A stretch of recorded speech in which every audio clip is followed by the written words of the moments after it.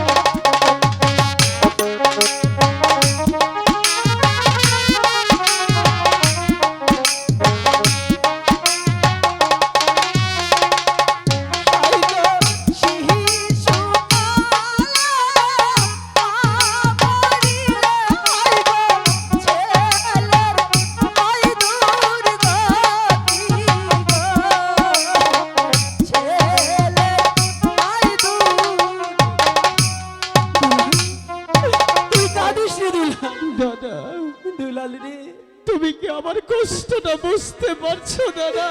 বুঝি রে দুলাল, জানো দুলাল দুলাল দাদা সব বুঝি, শুধু এই বুঝি না কেন মানুষ যদি একটিবার হারিয়ে যায় সে আর কোনোদিন কেন ফেরত আসে না? দাদা তুমি কি বলতে পারো আমি কি আর কোনোদিন আমার মাকে আমি মা বলে ডাকতে পারবো না? দাদা ওরে বাবা আপন দুলাল, বাবা বাবা তুমি দেখো না বাবা, দুলালকে আমি কিছুতেই বোঝাতে পারছি না বাবা, ভাই আর কোনোদিন ফেরত আসবে না বাবা। বাবা বাবা তোদের মা যার কোনোদিন এই পৃথিবীতে ফিরে আসবে না বাবা। আমি আর কাকে মা বলে ডাকবো বাবা?